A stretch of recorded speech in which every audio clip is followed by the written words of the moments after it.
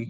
Itu melekat sekali di pikiran saya gitu loh, Bu. Jadi makanya topik hari ini sangat menarik sekali untuk kita bahas lebih detail lagi. Ya mungkin langsung saja ya, tanpa berlama-lama, mungkin saya buka saja kepada Ibu Fadila untuk pembukaannya. Dan oh ya, sebelumnya saya mau info juga kepada teman-teman di Zoom maupun yang masih di YouTube nih, yang mungkin nanti akan masuk ke Zoom kita juga. Jika teman-teman ingin ikut bincang-bincang dan ingin bertanya jawab dengan narasumber kita, Ibu Fadila, mungkin teman-teman nanti bisa masuk ke Zoom, dan nantinya bisa juga tolong raise hand dulu ya teman-teman, jadi kita tahu urutan teman-teman di mana gitu ya, dan kita bisa panggil teman-teman segera untuk gilirannya bertanya jawab dan diskusi.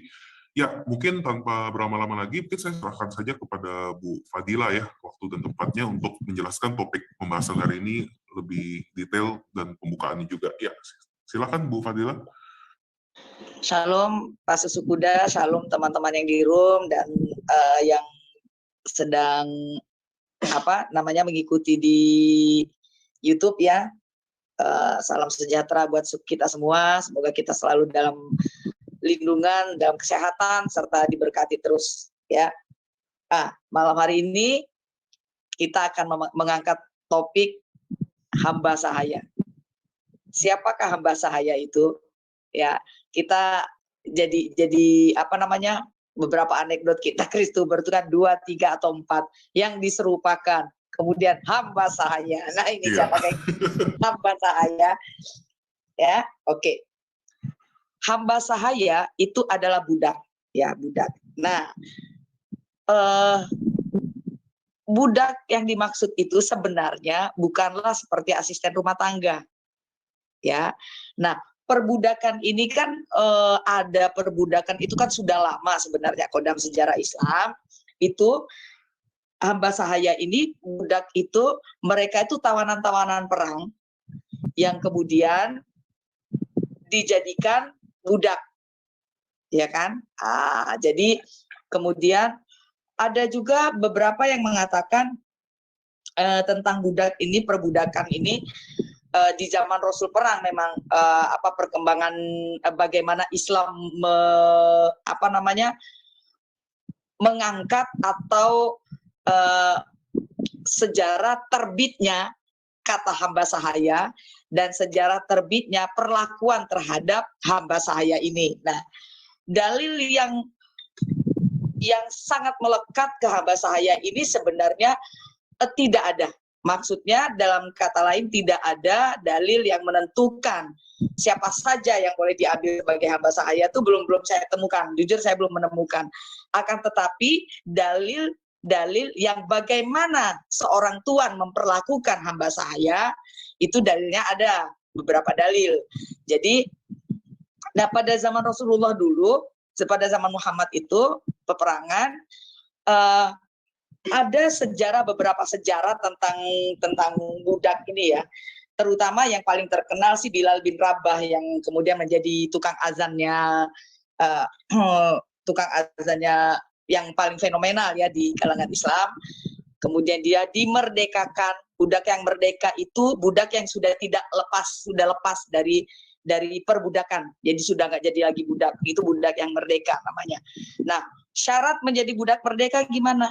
Nah, si budak itu memberikan, kan dia dibeli tadinya. Nah, si budak ini dia membayar semacam denda yang disepakati antara dia dan tuannya. Ya, itu di zamannya Muhammad ya. Jadi ada kesepakatan si budak membayar, jadi sebagai lepas jaminan dirinya itu membayar dengan ketentuan atau kesepakatan bersama antara dia dan tuannya untuk agar dia bisa dimerdekakan. Nah, di dalam Islam sendiri perbudakan itu menurut mereka di zaman Islam inilah perbudakan itu mulai mengalami perkembangan. Padahal sesungguhnya dengan secara tidak sadar mereka memperlakukan budak ini terutama budak wanita ya, tidak selayaknya. Kenapa tidak selayaknya? Saya bilang karena sebenarnya kalau memang dia memang mau memerdekakan budak itu, ya kalau dia punya rasa kemanusiaan, ya merdekakan saja tanpa syarat apapun, kan begitu. Nah, itu satu. Kedua, budak ini diperlakukan menurut saya sih kurang adil. Kenapa saya bilang kurang adil? Karena budak ini boleh kan disetubuhi. Boleh disetubuhi, ada beberapa dalil juga, dan itu tidak mengurangi pendapat semua ulama. Artinya pendapat semua ulama mengiyakan bahwasanya memang boleh digauli. Nah, ada beberapa saya kasih batasan sebentar ya tentang hamba sahaya ini ya. Ada beberapa cara untuk memerdekakan budak ya. Di hadis riwayat Ibnu Umar berkata, Rasulullah bersabda, barang siapa memerdekakan bagiannya dalam diri seorang budak, kemudian ia masih mempunyai kekayaan yang mencapai harga budak itu, maka budak itu ditaksir menurut harga sepatutnya, lalu ia membayarkan kepada masing-masing kawan berserikatnya yang lain bagian mereka, sehingga merdekalah budak itu. Jika tidak, maka ia hanya memerdekakan bagiannya saja. Artinya seperti ini. Ini hadis riwayat, hadis Sahih Muslim, ya. Artinya di zaman keislaman, di zaman Muhammad sendiri, perbudakan masih ada, ya, itu satu. Nah, dalil yang menentukan bagaimana cara, karena perbudakan itu sebelum Islam datang pun sudah ada, gitu loh. Bagaimana caranya, budak mana saja yang boleh diambil, itu dalilnya saya belum pernah menemukan, ya, belum tahu, maaf. Tetapi dalil yang bagaimana memperlakukan budak itu banyak sekali. Nah, ini salah satu cara memerdekakan budak. Cara memerdekakan budak satu, ya. Jadi di hadis ini jelas maksudnya. Misalnya saya, Pak Susu Kuda, punya budak. Kemudian saya ingin memerdekakan budak yang ada di tangan Pak Susu Kuda. Saya beli dulu budak ini ke Pak Susu Kuda. Paham ya, Pak? Jadi saya beli dulu. Kemudian setelah saya beli, sudah akad sudah terjadi antara saya dan Pak Susu Kuda.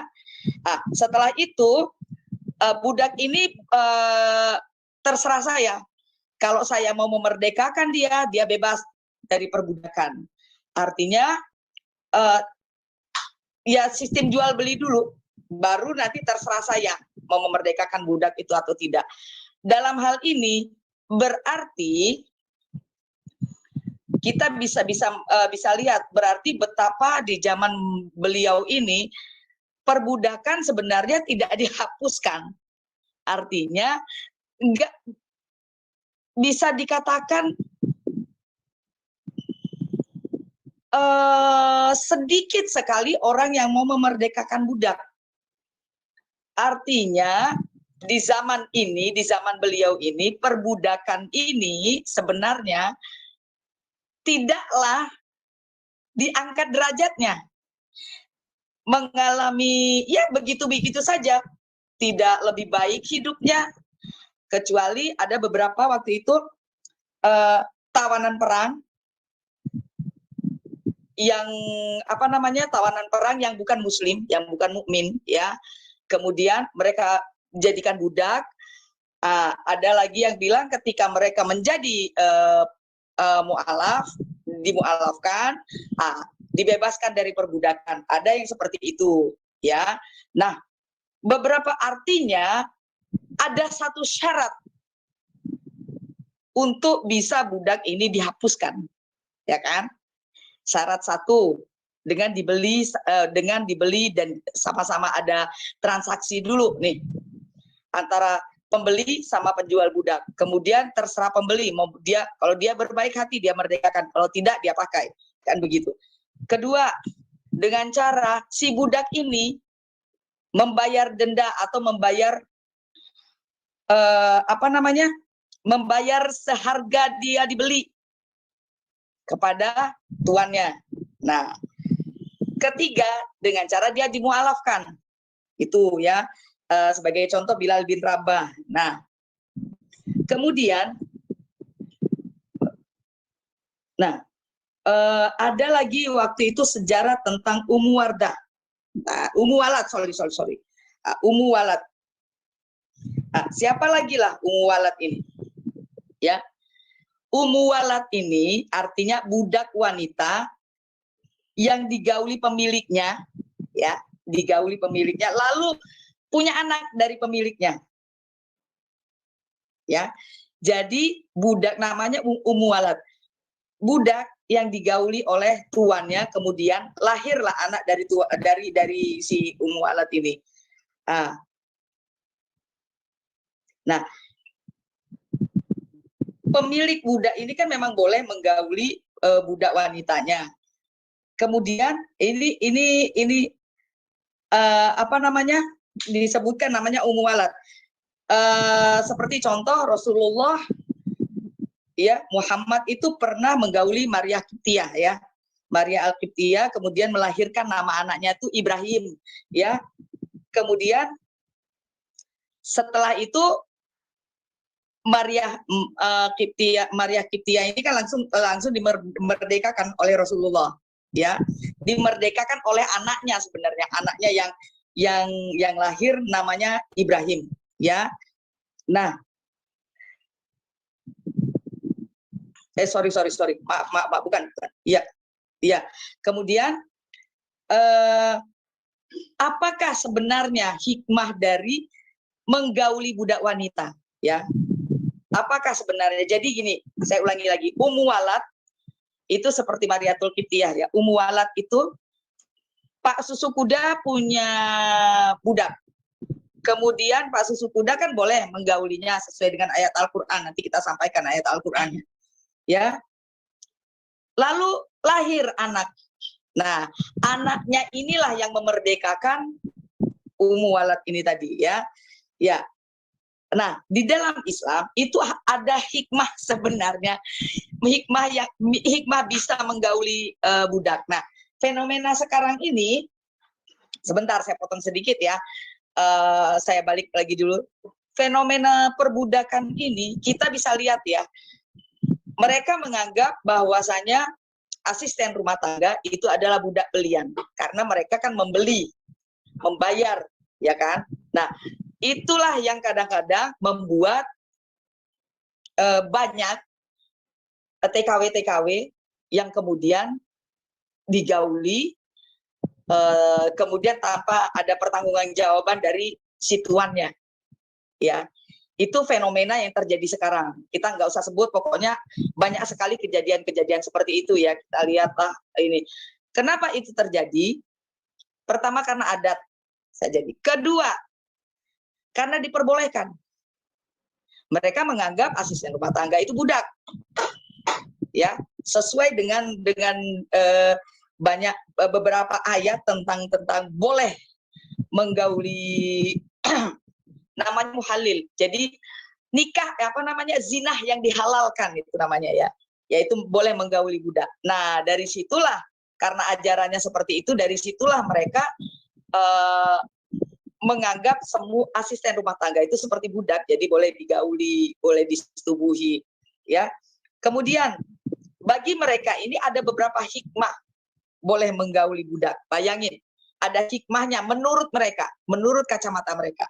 Tetapi menurut kacamata kita sebagai orang yang mengasihi, orang yang punya jiwa kemanusiaan, nggak ada hikmahnya sama sekali sebenarnya. Nah, satu, ungkapan kasih sayang terhadap budak, ya, itu hikmah menggauli budak. Kedua, menjadikan Ummu Walad tadi yang saya bilang melahirkan anak itu tadi, akan menjadi merdeka. Jadi naik derajatnya. Ya kalau sampai punya anak. Kalau nggak sampai punya anak ya tetap jadi budak terus, kan begitu. Ya. Nah, hikmah yang ketiga adalah dengan digauli oleh pemiliknya, maka si budak ini akan terus diperhatikan oleh pemiliknya. Ini juga saya rasa bukan hikmah. Karena apa saya bilang bukan. Ketika ada datang budak satu lagi yang lebih muda, lebih cantik, ya dia pilih budaknya gitu. Yang ini udah gak diperhatiin lagi. Aneh-aneh saya baca ini ya. Kemudian, nah, memberikan kemudahan kepada orang Islam karena bisa jadi ia tidak mampu menikahi wanita merdeka, maka diberi kemudahan dengan dibolehkannya menggauli budak wanitanya untuk meringankannya sebagai ungkapan kasih sayang terhadapnya. Nauzubillahi min zalik. Nah, jadi kalau kita lihat, coba Pak Susu Kuda, saya pingin Pak Susu Kuda buka beberapa ayat ya. Ya. Tentang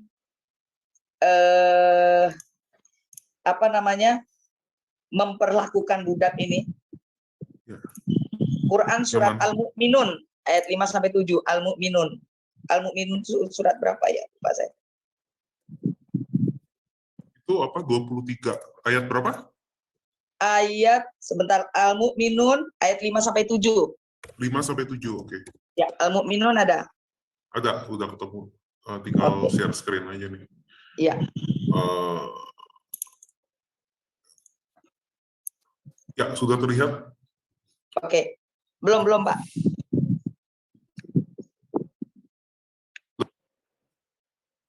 Aduh. Kenapa, Pak? Sorry, saya punya ini crash sebentar ya. Saya coba lagi ya, Bu ya. Oke. Tadi zoom-nya kena asap. Ya, sekarang udah, Bu? Belum juga. Lagi loading. Ntar lagi juga bisa tuh. Wah, kena zoom saya kena asap. Ya. Itu bisa, dicolek Pak, bisa, Jibril Pak. Tuh. Lagi dicolek sama Jibril. Jin Iprit. Zoom-nya kena asap. Oke. Dicolek. Tadi ini sudah ada, hilang lagi. Screenshot. Ya, makanya kena asap. Nah, sekarang udah ada. Al-Mu'minun, ini tuh. Nah. Al-Mu'minun ayat 5-7. Iya. Ya, oke. Ya. Walladzina hum li furujihim hafizun illa ala azwajihim aw ma malakat aymanuhum fa innahum ghairu malumin. Famadi betaro waro azalika faulaika humul adun. Dan orang yang menjaga kemaluannya kecuali terhadap istri-istri mereka atau budak yang mereka miliki, maka sesungguhnya mereka dalam hal ini tidak tercela. Barang siapa mencari yang di balik itu, maka itulah orang-orang yang melampaui batas. Artinya di sini menggauli budak tanpa dinikahi itu bukan hal zina, bukan hal tercela. Ya, jelas. Nah, nih ada lagi hadis Rasul, hadis riwayat Muslim dari Abu Dzar Al-Ghifari, Nabi SAW bersabda, ya, hubungan badan antara kalian dengan istri atau hamba sahaya kalian adalah sedekah. Ya, para sahabat lantas ada yang bertanya pada Rasul, wahai Rasul, apakah dengan kami mendatangi istri kami dengan syahwat itu mendapatkan pahala? Beliau menjawab, bukankah jika kalian bersetubuh pada yang haram, kalian mendapatkan dosa? Oleh karenanya, jika kalian bersetubuh pada yang halal, tentu kalian akan mendapatkan pahala. Artinya, ini boleh, ya, halal, dihalalkan, dan mendapat pahala. Tuh. Nah, ya, ini namanya muhalil, yang dihalalkan, perzinahan yang dihalalkan, tidak menikah. Nah, artinya di zaman sebelum datangnya agama Islam kan memang sudah ada perbudakan. Tetapi kejelasan tentang perbudakan ini, cuman ada tata cara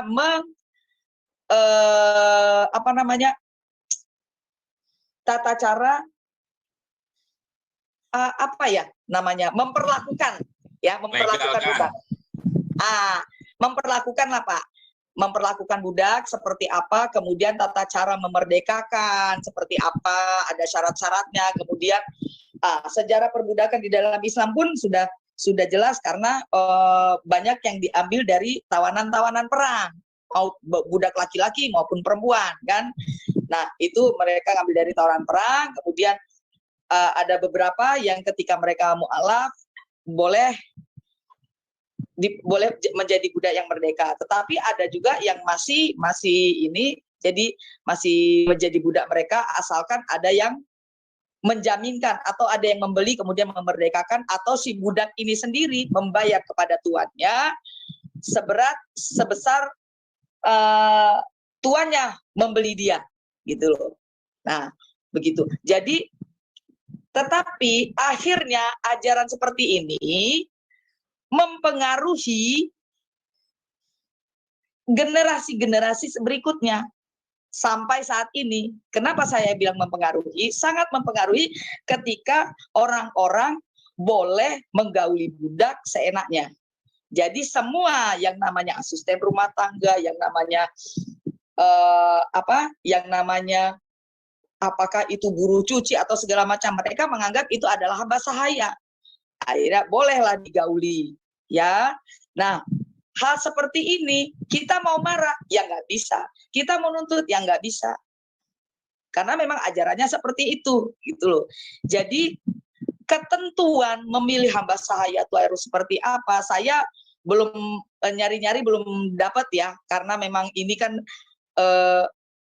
perbudakan ini kan jauh sebelum adanya Islam juga sudah ada, gitu. Cuman yang saya dapatkan hanya dalil mengenai memperlakukan budak seperti apa. Kemudian ada syarat-syarat tertentu yang menurut saya kurang manusiawi. Itu satu. Kemudian memperlakukan budak seenaknya itu juga sangat tidak manusiawi. Bagaimana ceritanya? Ada hikmah di dalam sebuah pergaulan yang kurang manusiawi menurut saya. Nggak ada hikmahnya sama sekali, nggak ada hikmahnya. Toh tidak menaikkan derajat atau status sosial si budak, ya kan? Toh si budak juga akan menjadi terus menerus akan menjadi akan menjadi santapan si tuannya. Nggak menutup kemungkinan dia bilang tuannya akan selalu memperhatikan, nggak menutup kemungkinan tuannya akan cari budak yang lain lagi, kemudian dia ditelantarkan, bisa segala sesuatu bisa terjadi, ya.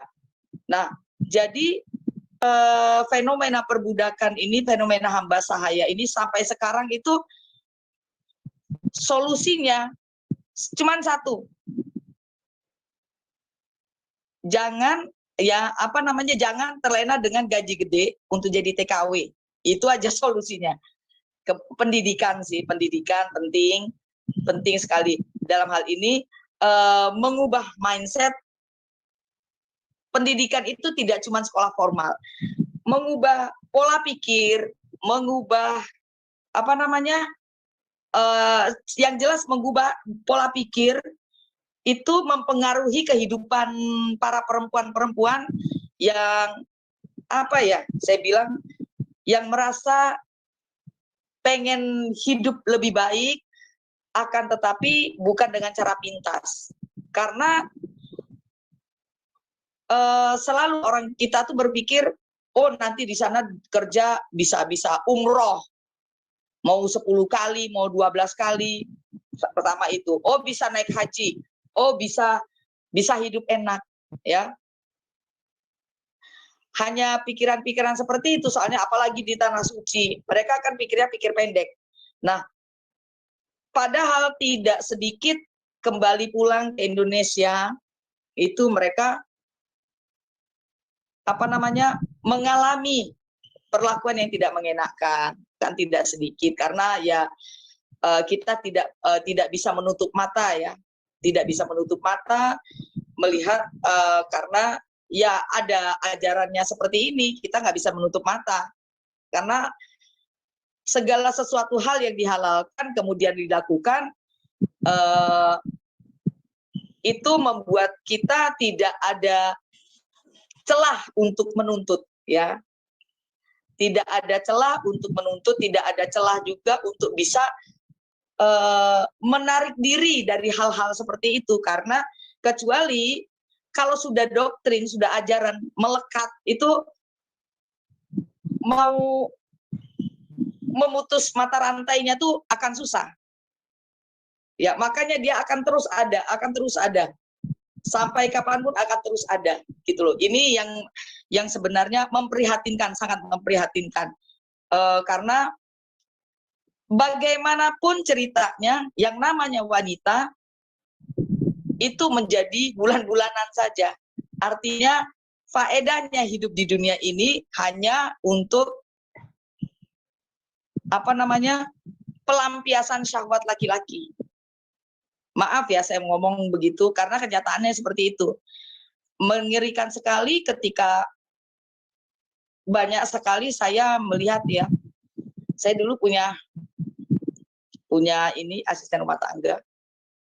Dari sana juga begitu pulang ya dia diperkosa. Ya saya bersyukur puji Tuhan dia termasuk perempuan yang kuat, yang luar biasa. Akhirnya dia pelihara anak itu sendiri. Ya, sampai sudah agak besar juga, dan dia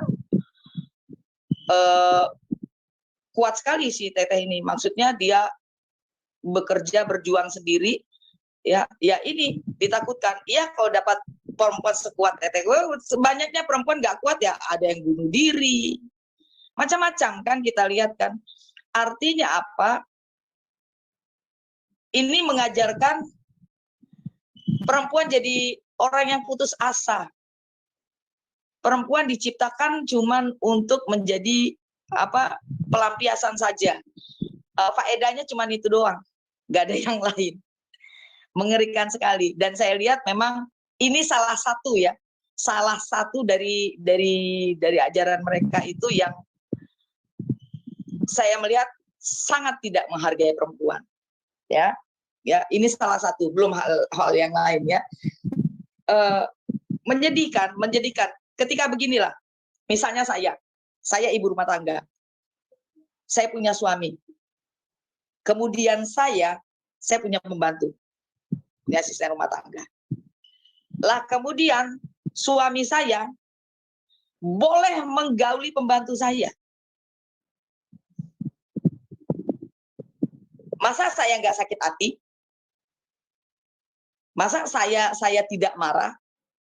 Manusiawi nggak kira-kira kalau saya marah? Itu dari segi saya sebagai majikannya dia loh. Apalagi segi dia yang cuman asisten rumah tangga, kemudian dihamili gitu loh. Bukan dihamili, digauli. Semacam ini juga saya pikir semacam prostitusi yang dihalalkan juga. Karena tanpa pernikahan, nggak mesti harus nikah dia boleh digauli. Lah, lu udah gua beli kok. Nah, ini fenomena seperti ini sampai saat ini masih tetap ada. Ini sama sekali tidak ada hikmahnya menurut saya. Menurut kita orang yang punya kasih, menurut kita orang yang berperi kemanusiaan, ini nggak ada hikmahnya. Nah, maka dari itu kita sebagai orang yang mengasihi, ya, sebagai orang yang punya rasa kasih, saya sering, ya, kadang-kadang ada mbak gitu ya, cerita mau ke luar negeri gitu-gitu, saudaranya kemana? Saya tanya, mau ke Arab. Rata-rata semua pada bilang biar bisa gampang naik haji, biar bisa gampang umroh segala macam kan, ke tanah suci gitu-gitu. Nah, kadang saya tuh sering ya ngobrol sama mbak-mbak itu. Saya bilang, ya hati-hati, kan udah lihat ya Dengan cara begitu saja sebenarnya kita sudah mengkampanyekan kepada mereka untuk tidak terbuai ya dengan iming-iming yang ya di luar nalar kita lah. Itu hal-hal kecil yang membuat mereka bisa berpikir gitu loh. Jadi hal seperti ini kita memperjuangkan ini untuk bisa menerobos menerobos tembok perbatasan antara yang hak dan yang batil ini susah. Karena doktrin ajaran yang mau kita tembus itu nggak susah soalnya. Karena ketika kita mau ngomong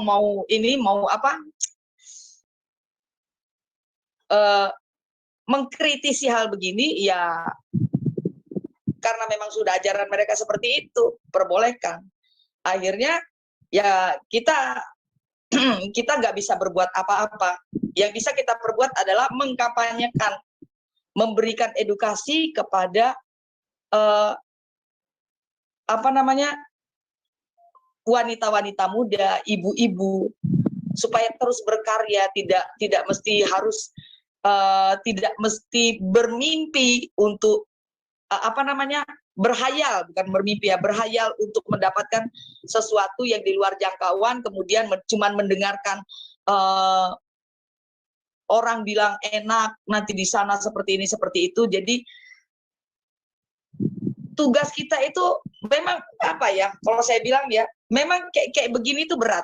Kalau tidak dari diri kita sendiri, kita mengkampanyekan menjadi perempuan yang benar-benar mandiri tanpa harus mendengarkan iming-iming yang membuat hidup mereka ini menjadi terpuruk sendiri, itu saya rasa perlu. Tapi sayangnya kadang-kadang di agensi-agensi mungkin ya, saya kurang tahu juga masalah begini. Cuman saya tuh udah berapa kali, karena kan saya suka pindah-pindah tempat, jadinya berapa kali gonta-ganti mbak tuh. Rata-rata mbak saya tuh ada berapa kali ganti saya tuh. Itu pernah jadi TKW semua. Yang di Arab tuh 2 orang. Itu mereka cerita begitu. Benar-benar ngenes gitu loh saya dengarnya. Insya Allah saya bilang, aduh, ngeri, karena ya kita nggak bisa, tinggal kita saja sih yang mengedukasikan kepada mereka. Cuman kalau sudah sampai sana, ya jangan harap bisa enak leha-leha. Karena ya itu tadi saya bilang, ajaran yang mau kita tembus itu nggak bisa, karena sudah doktrin. Kalau kita bilang ya ada kok di dalilnya, ada kok ajarannya membolehkan, terus kita mau apa gitu loh. Nah, saya rasa cuman kita bisa membuka pikiran perempuan-perempuan Indonesia, kita cuman bisa memberikan edukasi, kita cuman bisa memberikan gambaran supaya mindset kita nih yang diubah, mindset mereka nih yang diubah. Oh, ternyata apa yang terjadi di sana tuh bukan cuma isapan jempol gitu loh. Oh, ternyata di sana tuh kita dianggap seperti hamba sahaya, benar-benar budak begitu loh. Jadi fenomena budak ini tuh susah terselesaikan dari zaman dulu sampai saat ini gitu loh. Orang semena-mena pasti dengan budak, karena dari zaman dulunya sebelum ada datangnya Islam, perbudakan sudah ada. Begitu Islam datang, bukan membereskan perbudakan, ya kan? Tidak membereskan perbudakan, malah makin menjadi-jadi memperlakukan budak sampai saat ini. Nah, artinya kita bisa melihat ya fenomena ini, kita mungkin bisa memberikan edukasi kecil-kecilan, mungkin dari hal-hal kecil, mungkin di rumah kita ada asisten rumah tangga atau siapa, bahwasanya menjadi saya bilang menjadi TKW gitu-gitu tidak seenak yang mereka impikan, yang mereka angan-angankan, seperti orang-orang bilang, saya Teteh itu pulang ke Indonesia nggak sepeser pun nggak ada uang, bayangin. Kembali ke Indonesia pun dia ya luntang-lantung, kan kasihan kayak begini, karena dia apa ya? Karena memang kecuali kita lihatlah ya, kita bisa lihatlah TKW Indonesia ini di negara mana sih yang mereka hidupnya susah, ya? Di negara mana sih yang mereka diperlakukan sangat tidak manusiawi? Kita bisa lihat ya dari situ. Tapi kita nggak bisa mendobrak itu karena dari zaman dulu pun susah sampai sekarang. Jangankan kita, pemerintah aja susah kok dobrak itu, apalagi kita lah yang bukan apa-apa gitu ya. Nah, saya rasa ya fenomena perbudakan ini kita memang harus tetap menyuarakan dari hal paling kecil, karena ketika kalau kita tidak mengkampanyekan tentang bagaimana menjadi TKW di sana seperti apa, itu kita kasihan akan generasi-generasi seterusnya. Anak-anak yang dilahirkan dari budak-budak ini, itu yang harus kita pikirkan. Perempuan-perempuan ini kasihan, tidak diperlakukan amat sangat tidak adil ya.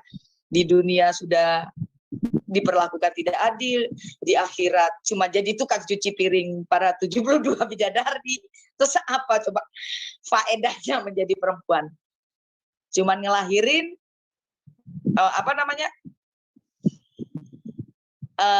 mengandung, melahirkan, sama melayani suami. Ya ujung-ujungnya gitu-gitu aja gitu loh. Nah, supaya kita bisa lihat ya fenomena seperti ini. Ya, ini kalau mengenai hamba saya ini cuma salah 2 atau salah 3 dari apa ya, perlakuan terhadap perempuan. Ya, saya sebagai perempuan sih miris dengarnya. Kalaupun saya bukan jadi budak, mungkin saya jadi majikan, tetap nggak apa ya kalau bahasa Jawa, ora kolu, nggak ketelen gitu loh. Suami boleh main sama budak, aduh, hancur dong hati saya, kan begitu. Tapi itulah ya ajaran ya, kita nggak bisa menampik itu semua, memang sudah kodratnya dari sana ya, mau diapakan. Oke gitu Pak Susu Bidadari, mungkin ada teman-teman yang mau bertanya atau kita Susu Bidadari langsung dipanggil. Sampai terpesona Pak Susu Kuda, Susu Bidadari lagi saya. Pak Susu Kuda terpesona, pengen punya budak juga Pak Susu Kuda. Ya langsung disebut susu bidadari ya. Iya, saya ingat. Oke. Ya, Bu Fadila, terima kasih banget ya atas penjelasannya dan juga sharing-sharingnya ya. Emang wah sangat ini juga ya, sangat menyayat hati juga ya, terutama kalau kita ingat cerita-cerita yang disampaikan. Saya juga kan baru-baru ini di channel saya itu juga ngangkat topik yang berkaitan dengan ini juga ya, beberapa hari yang lalu tuh ya, mengenai bagaimana wanita-wanita di negara kita yang jadi TKW ke negara-negara tertentu gitu yang diperlakukan seperti yang Ibu Fadilah jelaskan tadi, itu menyayat hati ya Bu ya.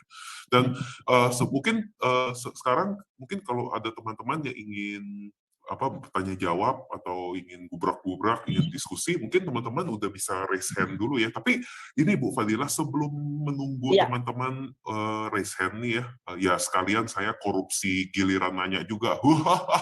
Ketawa jahat. Ya saya mau tanya dulu nih Bu Fadilah, pertanyaan singkat. Sebenarnya kalau di zaman yang dulu itu, di abad ke-7 lah ya kita sebut aja ya Bu, ya, zaman itu profil-profil orang-orang yang jadi hamba saya tuh yang mana aja sih Bu gitu. Maksudnya apakah mereka orang-orang dari Afrika, apa mereka orang-orang yang dianggap orang kafir semua, apa siapa aja gitu. Oh iya. Gini. Kalau konon kebanyakan tuh ya orang-orang kulit hitam ya, orang-orang Afrika dulu banyak yang dijadikan hamba saya ini budak gitu ya. Nah, sesuai dengan beberapa sejarah kan dia kan Muhammad ini berperang melawan bukan orang mukmin, non mukmin ya, non muslim gitu. Nah, kebanyakan tawanan perang mereka ini kan bukan Muslim. Nah, itu yang diambil mereka jadi hamba sahaya. Dan itu tidak dibeli sama sekali. Mereka ambil aja, kemudian dijadikan budak. Kemudian kalau mereka mu'alaf, lalu boleh merdeka, jadi merdeka, begitu.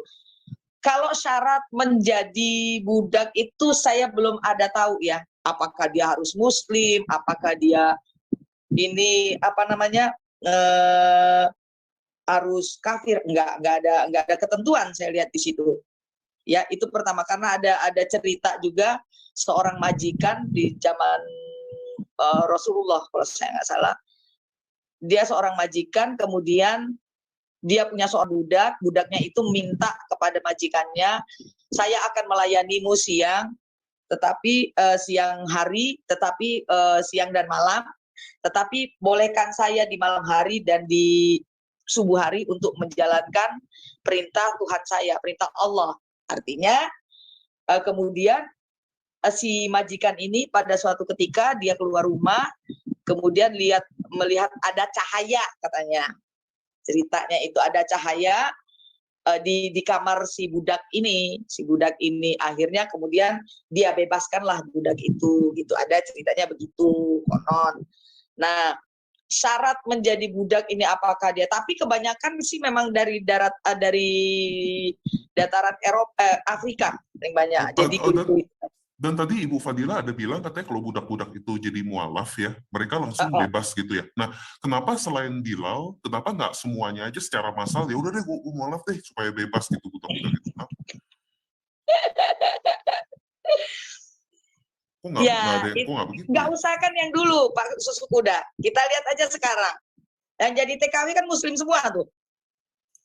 Iya. Jadi bukan ya, berarti, kan? iya, baik. Nah. Gak usah lihat dulu, zaman sekarang aja lah. Ya, baik. silakan. Ya, terima kasih Ibu Fadila ya atas jawabannya tadi sembari menunggu. Sekarang langsung udah ada teman-teman yang sudah resen juga nih ingin bertanya jawab sama Ibu Fadila juga nih ya. Ini ada yang pertama, ini tadi kan Ibu Fadila kan bilang, wah kalau sebagai kaum wanita sangat miris sekali ya melihat keadaan para TKW dan juga bagaimana diperlakukan dan juga konsep-konsep itu sendiri ya Bu ya, yang suami boleh boleh ya sebut aja ulala bebe sama budak-budak itu sangat. Nah penanya pertama ini justru dari kaum wanita ini Bu. Ini ada Ibu Ari Kesuma. Ya, shalom Bu Ari. Ya. Wah. Halo. Shalom Bu Ari. Wah, Halo. luar biasa. Ini nih banyak cerita nih Bu Ari. Pengalamannya luar biasa. Iya nih. Aku malah justru mau cerita gini Bu. Kenapa? Iya. Banyak TKW yang pergi ke luar negeri. Banyak orang-orang perempuan pergi ke luar negeri. Kalau jangan nyalahin perempuan terus deh semuanya sekarang. Kenapa kok perempuan itu pergi? Karena laki-laki di rumah tidak bertanggung jawab. Satu. Yang kedua, belum bisa menafkahi istri. Sudah punya istri lagi. Gini, Bu. Klimis ya. Ini mumet. Ampun. Kan belum bisa nyukupin istri sama anaknya, dia sudah berselingkuh, sudah nyukupin janda orang. Sunnah Rasul. Akhirnya banyak perempuan-perempuan yang minggat tanpa izin suami itu untuk mencari nafkah untuk dirinya sendiri plus anaknya karena suaminya sudah sibuk dengan janda orang. Akhirnya istrinya menjandakan diri. Menjandakan diri. Loh. Menjandakan diri, salah satunya ke sono. Nah, kalau yang cerdas nggak mau ke sono. Karena tidak mau menjajakan dirinya. Dengan tugas Bu percuma. Ari dan kita semua mencerdaskannya, oke? Kalau yang cerdas jangan ke sana. Ke sana itu sama aja menghabiskan diri kita sendiri, plus nggak dapat apa-apa, uang pun nggak dapat, anak pun terlantar. Ayo teman-teman, kalau memang mau kerja, jangan ke sana. Sayangilah badanmu. Udah surga nggak dapat, neraka iya, badan di rumah secara dunia pun juga penyakitan akhirnya, nggak dapat uang juga, rusak semuanya. Yang disayangkan siapa? Yang disayangkan diri sendiri. Jangan bodoh deh. Ayo deh. Kalau mau kerja, cari duit yang banyak. Jangan ke sana. Jangan ke sana. Cantik badan, sehat badan, dapat uang banyak. Jangan ke sana. Ke daerah kesana orang-orang kan bisa. kafir. Bu, kalau ke sana, mereka kan tujuannya bisa umroh dengan gampang, naik haji dengan gampang, kan gitu. Sekarang gini Bu ya. Banyak yang teman-teman saya kemarin yang 2 hari yang lalu ya sama Pak Susukuda kita live itu, Iya. teman saya cerita, di sana ada yang 9 tahun, ada yang 7 tahun, ada yang 12 tahun, dan keluar masuk Mekah, keluar masuk Ka'bah ya. Maksudnya dia haji setiap tahun haji bolak-balik sama majikannya. Tapi dia bilang apa? Kenapa saya nggak dari dulu pergi ke daerah Asia sini? Saya nyesel. 1, badan saya hancur. Yang kedua, saya penyakitan. Sekarang setelah saya kesini saya baru tahu. Itu semuanya haram. Tadi pun dia cerita lagi. Saya nyeselnya benar-benar nyesel, Bu. Saya bisa berbahasa Arab, tapi percuma badanku rusak semuanya. Dulu saya tertutup semuanya seluruh tubuh. Sekecil ini ibaratnya ngomong cuma mata doang yang kelihatan. Betis kelihatan sedikit, saya langsung habis dilalap orang. Di sini, saya kelihatan paha saya nggak ada yang nyuwil sedikit. Saya justru bersih di sini, kata dia. Saya nyesel, Bu, di sana 9 tahun saya nggak dapat uang, badan saya rusak, saya dulu penyakitan. Yang ngobatin siapa? Apakah mereka? Saya sendiri, Bu. Saya nyesel di situ. Nah, tuh. Itu yang 9 tahun, yang 7 tahun di sana, yang 12 tahun di sana, mereka berangkat dari umur 15 tahun. Ayo teman-teman, buka ininya. Kalau mau kerja dapat uang banyak, badan cantik, tetap sehat, jangan ke sana. Iya, benar.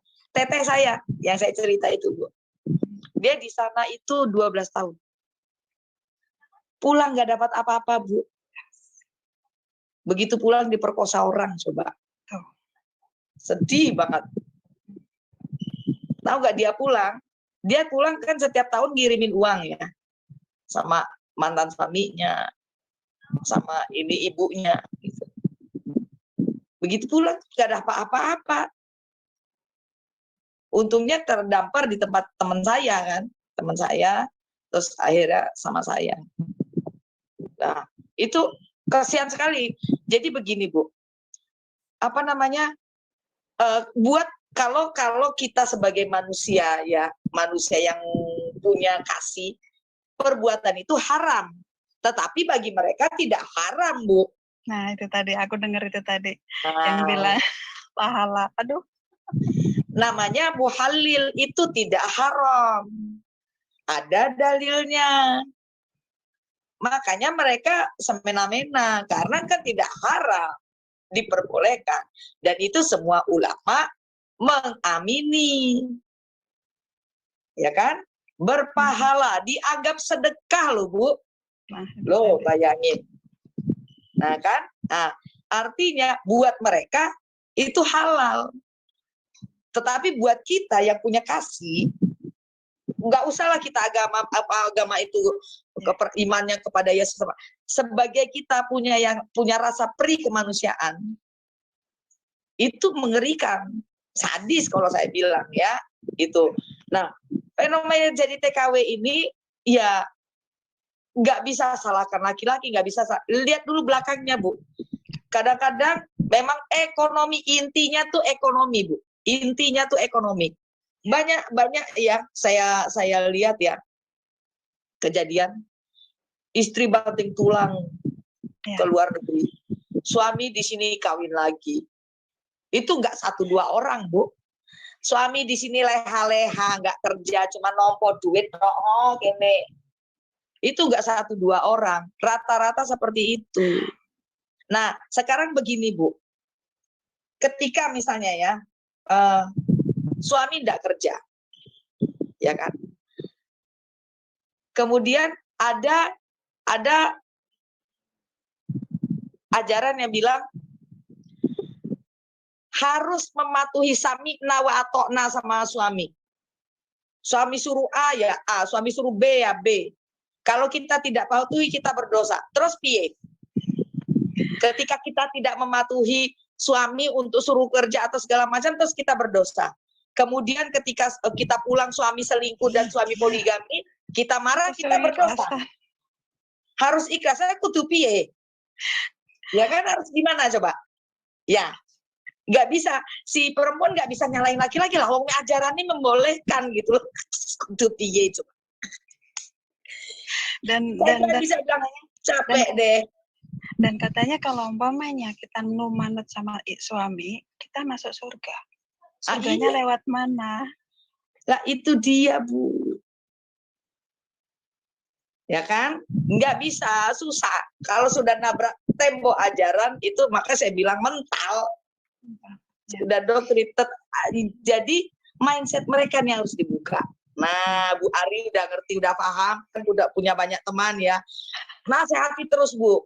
Jangan begini ya. Memang sebaiknya sih ada seperti komunitas ini ya, peduli TKW. Kalau ada komunitas begitu, wah, jos banget gitu. Bisa memberikan edukasi buat mereka gitu loh, Bu. Nah, makanya kalau umpamanya di sini atau di negara yang lain kayak Singapura, Hong Kong, Taiwan itu ada sekolah-sekolah yang menampung pengetahuan tambahan. Yang dia mau tadinya cuma lulusan SD pun ditampung untuk kasih wawasan. SMP boleh nanti ada paket-paket tertentu yang seperti di Indonesia ada paket C, paket A, paket sampai dia bisa kuliah. Iya, negara kafir ya, Bu ya? Iya, benar. Itu memberi wawasan tambahan. Kalau memang mau bahasa Inggris ada, mau bahasa Mandarin ada. Ya, mau bahasa apapun boleh. Asalkan anaknya mau untuk berwawasan tambahan. Seperti itu, mau belajar jadi koki ada. Mereka tidak melihat latar belakang kamu sekolah apa. Yang penting kamu mau belajar, ada di situ BLK-nya. Ada semuanya. Seperti tidak itu. Dianggap budak kan, Bu? Tidak dianggap budak, semuanya sama. Kita manusia semuanya sama. Cuman yang membedakan cuman pekerjaan aja. Semua juga disamaratakan. Ya kalau kamu kerjanya di situ ya gaji segitu ya wajar. Gitu aja. Tidak direndahkan kayak gitu. Ayo teman-teman, ininya dibuka. Saya di sini belajar untuk banyak teman-temanku yang tadinya juga baru datang itu kurang pengetahuan, yang tadinya ini takut itu takut. Kemarin ada yang tanya, ada nggak off day ya? Ada. Di sini udah mulai ada setiap minggu, setiap hari libur ya, tanggal merah itu ada. Ya, nggak peduli itu Muslim, nggak peduli itu Kristen, nggak peduli itu apa. Ada yang dikasih 2 minggu sekali, ada yang dikasih 1 bulan sekali, tergantung dengan tanda tangan masing-masing di awal perjanjian. Oh, ada perjanjian kontrak kerja. Jadi di situ tolong pinterlah sedikit. Kalau mau kerja kemana, ininya diajak ngomong, ininya diajak berbicara. Apa tujuannya? Tujuannya bisa umroh. Dengan gampang. Dengan gampang. Jangan bilang gratis lah. Biasanya gratis itu tuh kadang-kadang ada sesuatu loh, tanda tujuh. Coba deh ininya dipakai gratis, itu pasti ada tanda kutip. Gitu. Kita berusaha keras aja, kita mendapatkan dengan susah payah aja kadang-kadang hilang. Apalagi kok gratis. Logikanya di mana? Gitu loh. Segala sesuatu yang gratis itu pasti kan ada sesuatu. Nggak bagus lah. Tuh, tidak sempurna, bukan nggak bagus. Ya banyak hal kayak gitu ya ternyata ya. Ada. Ya. Dan Ada. jadi kalau sejauh ini saya lihat berarti solusinya untuk untuk para wanita menyadarkan dan mengedukasi para wanita-wanitanya ya pasti edukasi gitu ya. Dan Benar, Pak. makanya seperti yang waktu itu saya juga udah angkat juga topik ini ya di channel saya ya yang mengenai Taliban. Taliban itu justru paling takut kalau wanita-wanita teredukasi itu pergi ke sekolah dan sebagainya Oh sampai iya, Afghanistan lebih parah loh. Malala Nggak boleh Yousafzai sekolah, nggak boleh keluar rumah. ditembak kepalanya kan Malala Yousafzai itu ya karena dia ingin pergi ke sekolah ya. Jadi edukasi para wanita Makanya ini. Afghanistan kan agak terbelakang ya Pak Susbuda. Iya, dan sekarang udah mulai direbut lagi sama mereka Taliban lagi gitu. Jadi ya itu dia tuh. untuk utama para wanita itu ya yang akan kena imbasnya seperti yang Ibu Ari Kesuma sama Ibu Fadila diskusiin sekarang ini gitu. Iya. Apalagi di Arab Saudi itu ada di daerah tertentu itu perempuan nggak boleh nyetir. Nah, puji Tuhan sekarang sudah ada ketentuan perempuan boleh nyetir.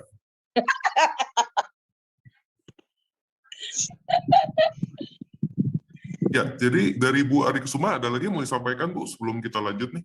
Mungkin ada topik yang lain lagi nanti untuk membahas kenapa perempuan minta cerai. Iya. Siap-siap Bu Fadila. Oh siap. Oh next week. Wah next week. Oke ya. Oke silakan dilanjut. Monggo silakan. Oke, terima kasih banyak ya sharingnya Bu Ari ya seperti sharingnya kemarin mengenai teman-temannya dan warningnya juga ya kepada teman rekan-rekan lainnya itu ya tadi luar biasa sekali. Ya terima kasih Bu Ari Kesuma. Mungkin sekarang kita lanjut lagi ada beberapa teman yang sudah ini juga resen juga. Yang berikutnya ini ada Bapak Juginsu Broadcast nih yang sudah resen juga nih. Ya shalom Pak Juginsu. Oke, shalom bro. Sudah. Ya, shalom Mbak Fadila, Mbak Ari dan semua teman-teman. Ya, saya ini jadi tertarik sama apa yang disampaikan Mbak Fadila. Jadi itu kan halal terus sedekah, kalau sedekah dapat jadi itu pahala gitu. Jadi kalau gitu di mana kira-kira saya bisa beli budak-budak itu Mbak ya?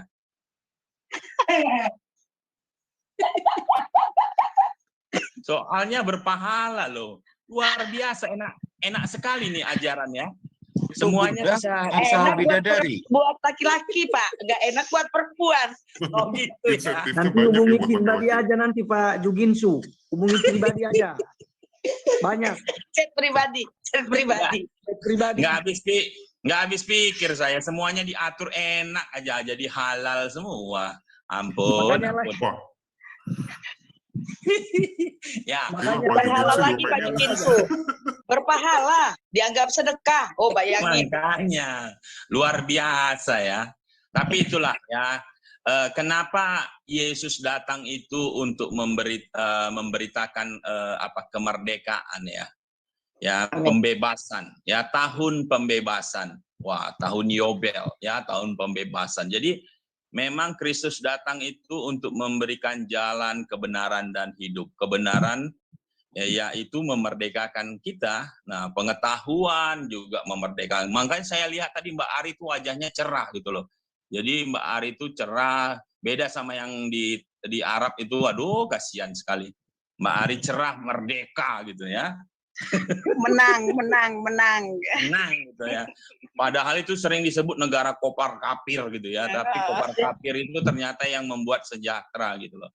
Nah, inilah memang luar biasa ya. Ya, kenapa itu ya memang perbudakan itu ya sebelum zaman Islam juga sudah ada, tetapi memang perbudakan yang dilegalkan dalam artian diatur, bahkan tadi dikatakan budak hamba sahaya itu bebas digauli ya, karena benar sama sebenarnya waktu kita belum percaya kepada Tuhan Yesus, kita ini kan hamba dosa, hamba iblis. Bahkan untuk melakukan kebenaran saja kita tidak tahu, bahkan ketika kebenaran yang mau kita lakukan malah kejahatan yang kita lakukan. Itulah bahayanya di bawah perbudakan ya. Perbudakan dosa itu kematian kekal. Upah dosa adalah maut. Nah, sama perbudakan dari seseorang Ya, yang belum mengerti kebenaran, ya dia menganggap budaknya itu ya seperti barang yang suka-suka dia apain. Ya, itu kenapa definisi budak pada zaman dulu ketika dibeli ya, itu budak itu adalah milik tuannya dan dia tidak memiliki hak sedikit pun. Nah, perhatikan nih, dia tidak memiliki hak sedikit pun, yang ada kewajiban. Hak itu dia tidak bisa tuntut karena memang hak tidak ada. Jadi ya namanya budak mau diapain sama tuannya aja nggak ada yang bisa ngelarang gitu. Karena budak itu ya bukan manusia, seperti barang gitu yang suka-suka tuannya. Nah, puji Tuhan ya, ketika Yesus datang karena begitu besar kasih Allah akan dunia ini, jadi Yesus datang itu memerdekakan kita dari perbudakan dosa yang utama. Ya, jadi kita ini punya pengetahuan yang benar. Lalu kita ini dikatakan apa? Kita ini sama, laki-laki perempuan sama. Yang membedakan hanya fungsinya. Nah, ini luar biasa. Jadi mudah-mudahan apa yang sudah disampaikan oleh Mbak Fadila ini mencerahkan anak bangsa ya. Supaya jangan mau lagi lah diperbudak dengan pengetahuan-pengetahuan yang tidak benar. Kasihan sekali, benar. Warga negara kita yang di TKW itu ya, kita tidak merendahkan, sama sekali tidak. Kita menghargai dan kita respect sama mereka yang luar biasa mau bekerja berjeri lelah, tapi memang kasihan kalau tidak negara mengayomi. Itu kenapa ya kita bersyukur juga ya Pangeran Muhammad bin Salman MBS itu sekarang sudah mulai pelan-pelan ya mengubah kehidupan Arab Saudi itu seperti negara-negara Uni Emirat Arab, Bahrain, Qatar yang mulai maju, terbuka. Jadi perbudakan itu sudah mulai dihilangkan, terutama ajaran Wahabi yang kaku itu mulai dilonggarkan, ya. Karena kalau enggak, Arab Saudi itu akan tertinggal gitu loh. Dan ini kita mengucap syukur ya, harapan kita ya pembantu-pembantu asisten rumah tangga yang ada di sana juga bisa diperlakukan secara manusiawi ya, terutama anak-anak bangsa kita gitu loh. Ini sangat miris, tapi memang benar kata Mbak Fadila, ya kita susah menerobosnya karena itu ajaran gitu loh. Nah, benar. Kalau ajaran diakui, diperbaiki, salah berarti mengakui salah, kan itu berat sekali. Nah, tapi kita berdoalah, ini zaman-zaman terbuka, internet luar biasa, orang akan semakin tercerahkan, dibukakan wawasannya sehingga mengerti bahwa wanita juga berharga di mata Tuhan yang tidak bisa diperlakukan seperti itu gitu. Itu saja dari saya. Luar biasa Mbak Fadila. Ya, benar. Saya tanggapi sedikit ya Pak Jugitsu. Ya, Arab Saudi sekarang kita ini lucu. Indonesia ke Arab-Araban, Arab ke Barat-Baratan, kan? Kebolak-balik ya. Jadi tukar tempat. Tukar tempat makanya. Jadi susah memang menerobosnya. Saya mau ralat tadi. Menggauli budak tuh namanya milkul yamin. Kalau mau halil tuh nikah janda talak 3, saya lupa. Namanya milkul yamin. Milkul yamin itu yaitu zina yang dihalalkan, ya. Sedekah loh, dianggap sedekah itu. Dari mana tolak ukur menjadi sedekahnya itu saya nggak tahu deh. Menggauli seseorang itu dianggap sedekah. Coba. Ya. Jadi kalau saya lihat bagaimana perempuan-perempuan Indonesia ini supaya tidak terjebak dengan hal-hal yang tidak yang bukan tidak masuk akal sih, masuk akal sebenarnya, cuman tidak terjebak dengan iming-iming keindahan itu tadi. Ada baiknya seperti Bu Ari ya, kan banyak komunitas teman-temannya itu ya memberikan edukasi atau mungkin bisa membentuk semacam komunitas mengkampanyekan tentang TKW ini, terutama perempuan ya. Kalau yang laki-laki ya masih kuat lah bekerja dan tidak diperlakukan seperti yang perempuan diperlakukan itu ya. Jadi ini memang tugas berat karena kita melawan, ya saya bilang tadi, melawan tembok ajaran ketika mereka ingin bisa memberikan kelonggaran bagi para budak TKW yang dianggap budak ini tadi. Mereka dianggap melawan ajaran ketika pemerintah, misalnya pemerintah mereka memberikan ketetapan gitu ya, ketetapan untuk berlaku layak terhadap budak, itu terhadap TKW gitu ya, pembantu-pembantu, pemerintah nanti akan dianggap sebagai ini penolak syariat gitu loh. Kan jadi kayak makan buah simalakama. Kalau dimakan ibu mati, nggak dimakan bapak mati. Nah, sama-sama susah. Ya, itulah dari ajaran-ajaran yang aneh-aneh begini kan jadi apa ya, merepotkan umat sebenarnya, saya bilang. Oke, itu Pak Susukuda. Ya, terima kasih atas tanggapannya ya, Bu Fadila ya tadi juga. Terima kasih kepada Pak Juginsu ya. Ya, oke. Mungkin kita langsung lanjut lagi, kita progres lagi aja ya. Ini masih ada satu teman yang sejauh ini nunggu nih untuk mau gubrak-gubrak juga nih. Ini ada sahabat satu sekte saya nih, sekte Susu Tarian nih. Ini ada Susu Bidadari. Tadi Bu Fadila udah panggil-panggil juga tuh di awal. Iya. Shalom Susu Bidadari. Shalom semua. Shalom semua. Saya sama Pak Susu Bidadari. Waduh. Pokoknya kalau Pak Juginsu butuh bidadari, hubungi saya, spesialis. Spesialis gitu. Oke. Kita lihat di negara kita dan negara-negara tetangga kita, negara mana yang mengirim TKW ke Saudi. Saya ngomong terus terang aja Saudi ya. Kalau Qatar, UAE, Bahrain itu beda. Perlakuan TKW-nya beda. Sangat jauh. Seperti bumi dan langit dibanding Saudi. Tapi saya tekankan pada Saudi. Terlalu banyak kasus yang terjadi di Saudi dengan TKW. Yaitu dibunuh, ya, dihilangkan buktinya, gitu ya. Karena tidak ada kewajiban dari tuannya itu untuk melaporkan bahwa dia menerima ini. Jadi begitu selesai agensi itu potong gaji, selesai urusan dengan agensi itu. Setelah itu udah menjadi hak milik. Begitu. Oke, di Asia Tenggara, negara yang masih mengirimkan TKW ke Arab Saudi secara legal, itu hanya tinggal Indonesia. Dulu banyak Filipina, tapi Filipina sekarang TKW itu tidak boleh menjadi ART. Harus menjadi misalnya seperti perawat atau apa yang kerja di suatu perusahaan.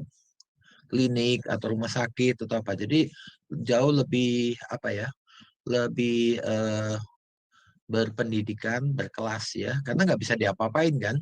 Kalau dia bekerja di rumah sakit misalnya masuk asrama ya sudah begitu.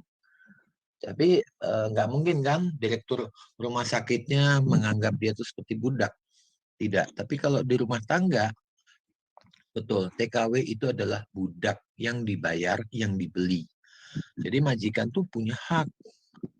Nah, kedua yang juga diingat adalah di Indonesia, bangsat-bangsat di Detnaker tuh banyak yang dapat duit dari calo-calo itu. Mereka tuh ada pemburu ya, pemburu mangsa gitu ya, terutama daerah Jawa Barat, Sukabumi, daerah Indramayu. Jadi orang Arab itu senangnya sama orang Jawa. Dia nggak suka sama orang-orang dari Lombok atau dari NTT atau apa, nggak suka. Mereka sukanya daerah Jawa, orang Jawa yang dicari. Itu pesannya selalu yang dari Jawa. Karena orang Jawa itu Kenapa manut. itu, Pak? Manut, nurut. Dari kecil dididik nurut. Nggak boleh bantah. Begitu. Orang Jawa itu begitu. Jadi tidak boleh menunjukkan penolakan secara terbuka. Gitu loh. Apalagi kepada yang lebih tua. Gitu. Itu budaya Jawa, Bu. Begitu. Jadi kalau menolak pun dengan suatu cara yang sangat halus dan orang Arabnya nggak ngerti. Ya gitu. Jadi orang Arab kan yang penting bla bla bla bla bla, siapa yang paling kenceng ngomongnya itu yang benar. Yang paling cepat ngomongnya itu yang benar. Di sana kan begitu, Bu, kalau orang debat. Iya. Ya? Jadi paling ngotot pokoknya itu yang paling benar. Dan jahatnya lagi, di Indonesia tuh selalu banyak kawin muda. Banyak sekali kawin muda di mana dia begitu mungkin baru lepas SMP kawin, disuruh kawin karena mungkin faktor kemiskinan. Jadi anak perempuan tuh beban. Ya, tidak punya fungsi ekonomi di keluarga, kecil sumbangsi ekonominya. Jadi mereka cepat-cepat dikawin. Nah, jeleknya calo-calo hit hunter ini, istilahnya hit hunter ya, itu mereka itu sampai nge-approach suaminya dikasih duit supaya suaminya ngizinin. Nah, kalau gadis disuruh kawin dulu. Bahkan kalau datang ke sana itu kadang-kadang dikawinkan sama majikannya dengan supirnya, misalnya entah itu orang mana, ya, apapun alasannya, tapi TKW perempuan ini tetap dipakai sama majikannya, entah itu majikan besarnya atau anaknya, itu tetap dipakai, itu berhak. Itu jadi kejadiannya tuh mulai dari Indonesia. PBJTKI itu juga banyak bayangan calonnya, karena yang mengirimkan ilegal itu ya PBJTKI juga oknum-oknumnya. Mereka jalurnya tahu kok. Cuman harganya lebih murah, dan ini yang disukai karena kan si majikannya bayarnya lebih murah. Nggak perlu dengan agen resmi. Makanya banyak yang dengan visa umroh, dengan visa religi, budaya, begitu ya, masuk Arab Saudi. Seperti yang kemarin itu ya Pak ya, yang Iya, dari itu Cianjur banyak kita Pak. diskusi kemarin tuh. Memang Ya. itu modus operandinya. Begitu. Dan begitu dia sudah sampai di tangan majikan, ya walau alam, apa yang terjadi kita nggak tahu. Nggak ada pemantauan dari KBRI, dia gelap kok. Nggak ada lapor, nggak ada apa kan, nggak ada gitu loh. Jadi ini dari tempat kita sendiri, bangsa kita pun menjual perempuan ke luar negeri.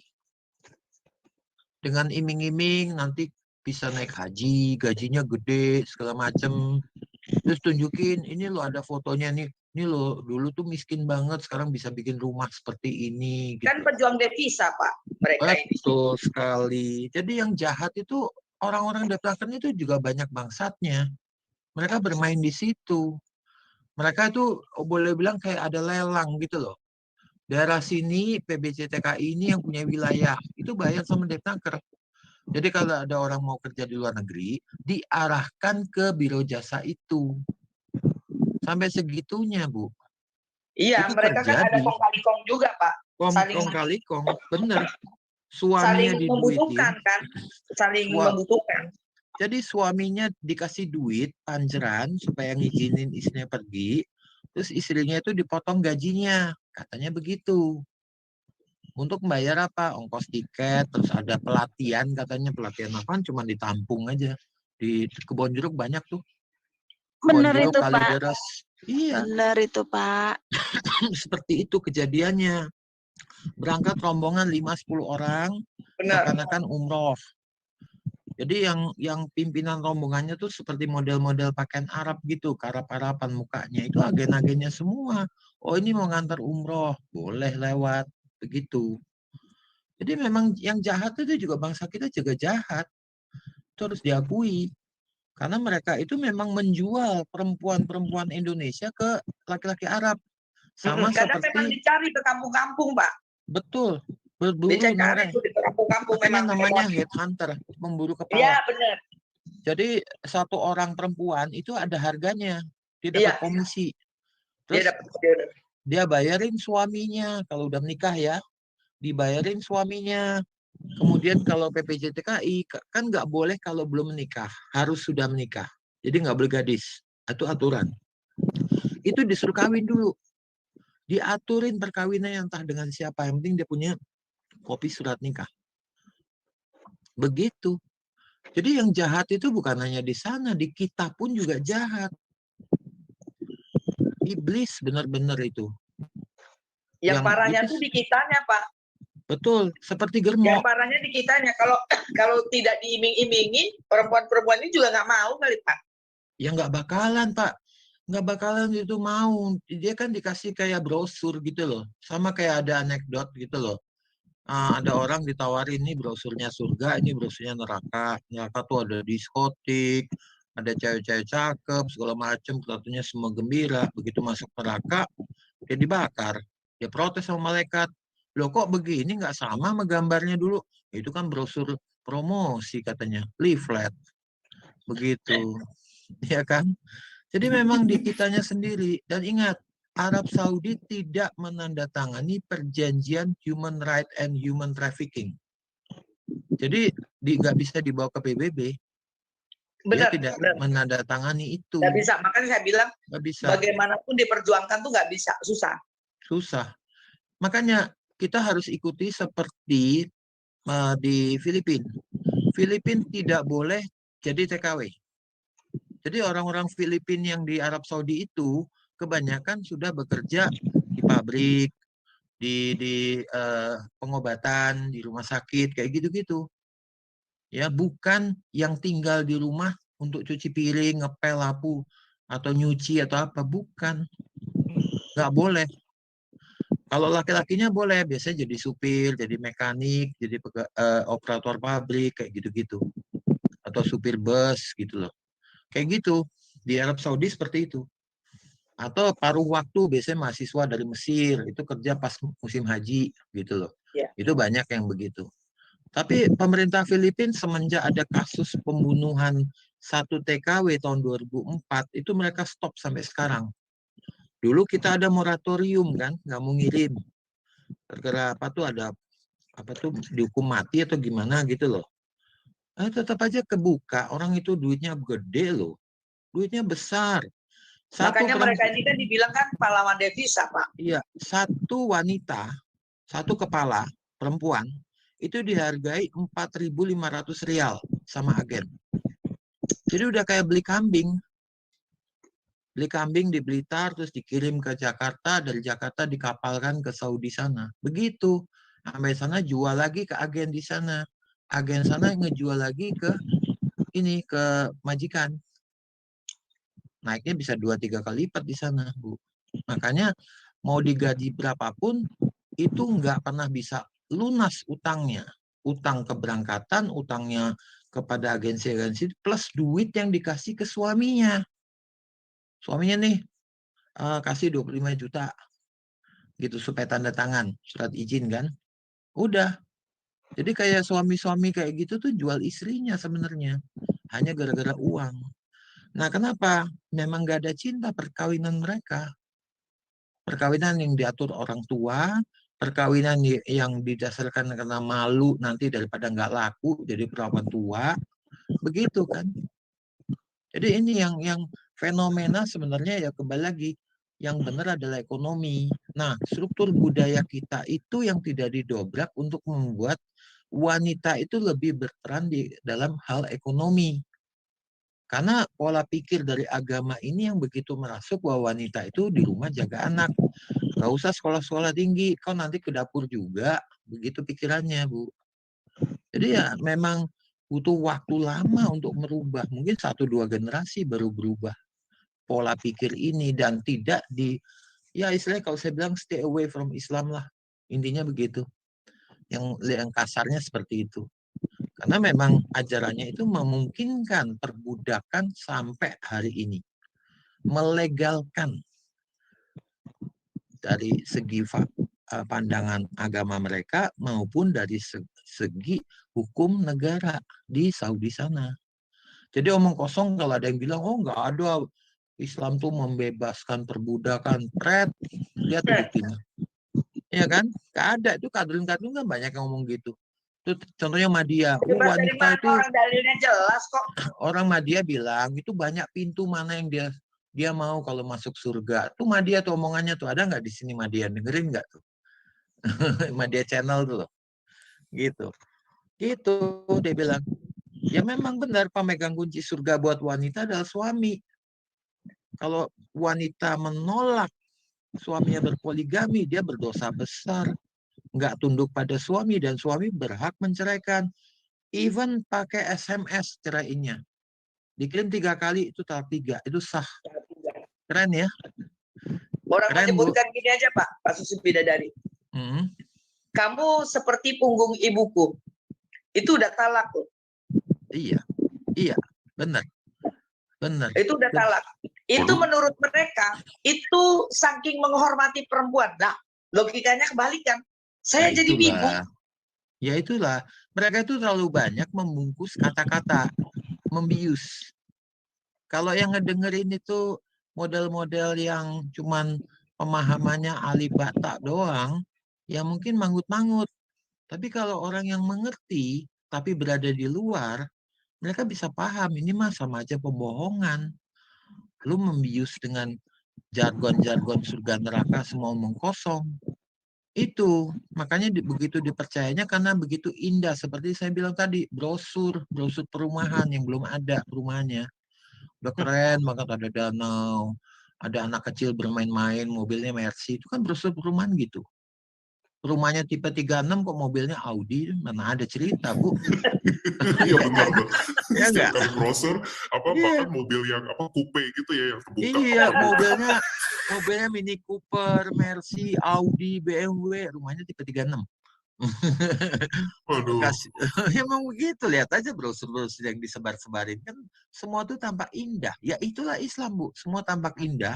Begitu pindah, ya masuklah kenalan sama ibu-ibu komplek yang nyinyir, kita ganti kursi aja besok dia tahu. Lengkap belinya di mana, harga berapa, langsung nyodok suaminya. Tuh Bu Jamilah tuh di ujung tuh beli ganti sofa gitu. Gitu. Ibu-ibu komplek gitu. Yang nawar sayur masih pakai daster gitu loh.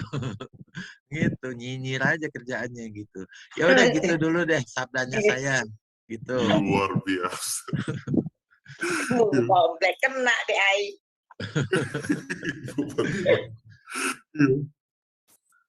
Iya, ada tanggapan lagi Bu Fadilah Ya. mengenai sabda barusan nih? Apa ya mengenai sabda Pak Susu Bidadari? Iya, jadi apa namanya ya? Menemukan apa ya? Memberikan surga kepada orang lain, sementara kita tidak menemukan surga kita sendiri gitu loh untuk perempuan-perempuan ini.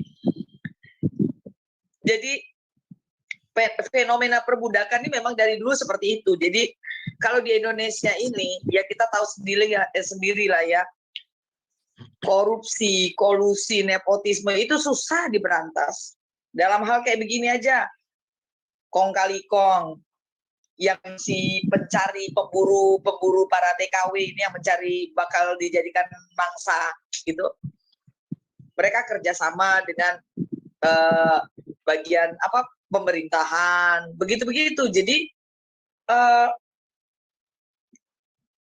sang TKW ini kan devisa negara, pahlawan devisa sebutannya. Bayangkan, artinya mereka itu memberikan pajak besar loh kepada bangsa.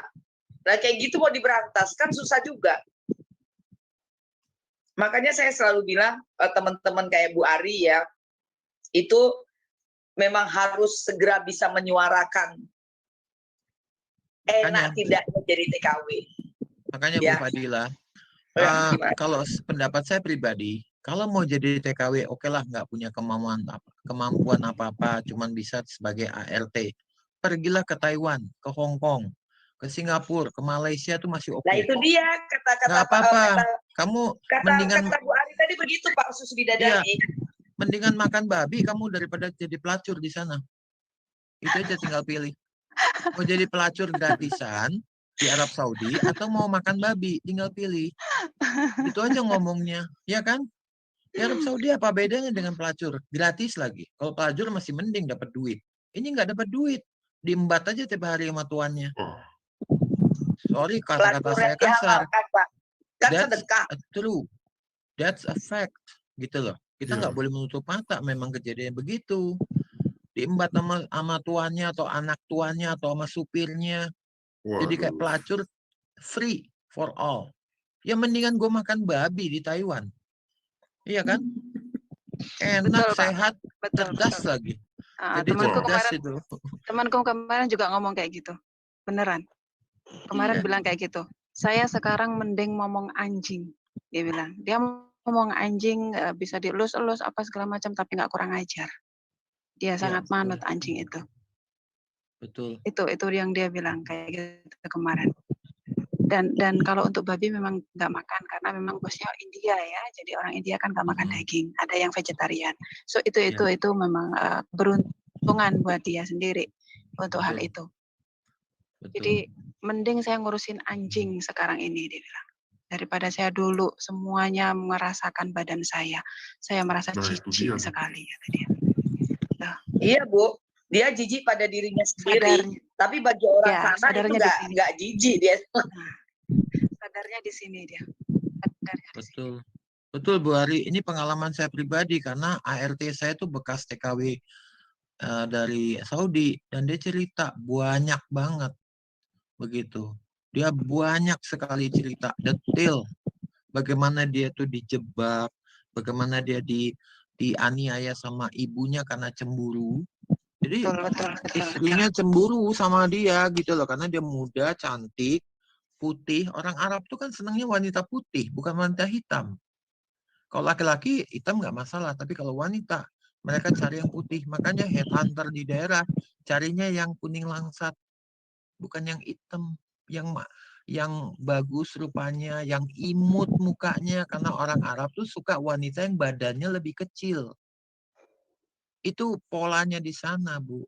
Pesanan khusus itu lebih mahal daripada yang biasa-biasa. Pokoknya kalau di bawah 25 itu harus tambah 3.000 real. Itu fact, itu fakta. Ya. Sadis ya. Betul. Kalau Pak Susu Bidadari seleranya gimana Pak? Wah, kalau saya tuh udah capek banget ngurusin bidadari nih, bener. 72. Nah, yang meninggal berapa tiap hari? Tinggal kaliin aja. Susah kan? Enggak, maksudnya selera Pak Susu Bidadari gimana? Wah, kalau itu saya Kalau yang sana seleranya, kan putih, kuning langsat, kecil-kecil gitu. ya kalau saya tuh arsitokrat. Waduh. Arsitokrat gitu loh. Ya, jadi seperti itu. Ya sorry kata-kata saya kalau kasar ya, tapi ini fakta. Si orang umat Muslim di Indonesia harus paham ini. Harus paham mereka bahwa mereka itu diperbudak dengan agamanya, perempuannya diperbudak, yang laki-lakinya diperbudak pikirannya. Nggak ada surga di sini, nggak ada. Semua itu cuma hayalan-hayalan, omongan-omongan doang. Gitu. Kan ayatnya udah kelihatan, perempuan tuh masuk neraka, Bu. Mayoritas. Ya, makanya. Begitu. Iya kan? Begitu Paling banyak perempuan itu kan nanti di neraka. untuk jadi 72 karena tidak bidadari, bersyukur. diambil tuh sebagian dari neraka. Itu pun juga ada panitia seleksi. Iya, Begitu. Iya kan? setuju. Yang panitianya Ayatnya siapa Pak? ada kok. Hah? Kenapa? Yang panitia seleksinya siapa? Yang mengaudisinya? Iya saya dong, Bu. Kirain Jibril. Enggak lah, Jibril kan nggak ada. Kirain yang menyeleksi mereka layak jadi bidadari atau tidak gitu kan diaudisi. Kayak orang audisi apa gadis sampul Iya. atau apa ya. Iya, Cover benar. boy, cover girl diseleksi dulu satu jalan. Iya, makanya Nggak ini pengalaman kebayang saya aku jadi sampai panitia nih, Bu. Jadi panitia gitu loh. Gitu. Jadi tapi sayangnya saya nggak tertarik. Kenapa? Karena saking lamanya di neraka, itu kulitnya habis, dagingnya habis, tinggal cuman tembus pandang jadinya, Bu. Jadi saya kalau melihat mereka tuh kayak lihat foto ronsen gitu loh. Ya kan? Gitu. Gitu, Bu. Bercanda tapi sarkas ya. Gitu. Tapi memang Ya nggak Bu Ari? Ya kan? Di sana kan begitu ceritanya. Gitu. memang bayangan bidadari itu kan transparan kelihatan. Wah serem juga. Foto ronsen, Bu. Kalau pengen lihat seperti Makanya. apa. Berasa kayak apa ya tapi kayak hantu lah bagaimana ya. Iya. Bayang terosen bener. Berpinggul memang- besar, berdada besar, matanya bulat besar. Tapi yang lainnya transparan. waduh, Alien ya tak bayang. jadinya. Tapi memang ya, Sudah jangan bayangin Pak. tapi Ya, memang ya Bu ya, begitu. Pak Kalau ya, emang ditelaah kitab-kitabnya, ya bunyinya seperti itu. Gitu loh. Saya yang bukan muslim aja bisa belajar, bisa paham.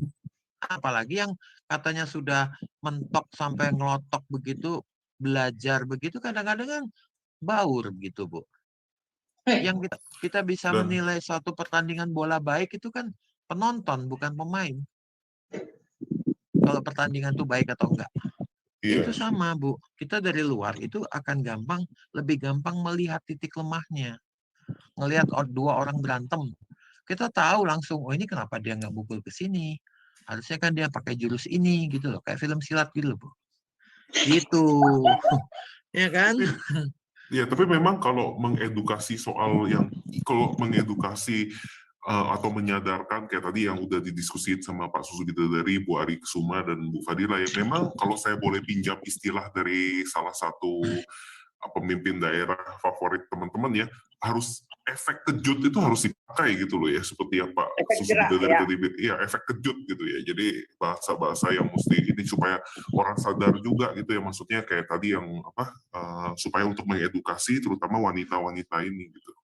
Wanita-wanita yang tadi disebut, soalnya kalau enggak, ya kalau enggak Jadi, ya ini mereka sendiri sasaran juga mungkin mereka itu daerah-daerah miskin, Nah, daerah-daerah itu. Blitar, Ponorogo, Pacitan, terus daerah-daerah Iya. Indramayu Selatan, daerah Garut, itu banyak Iya. Bu, banyak Iya. diiming-imingi. Kamu Benar, bisa naik mereka kan haji hunting ke gratis. sana. Memang Betul. benar-benar mereka berburu. Berburu. Kalau udah kawin, udah Iya. nikah, suaminya dikasih duit.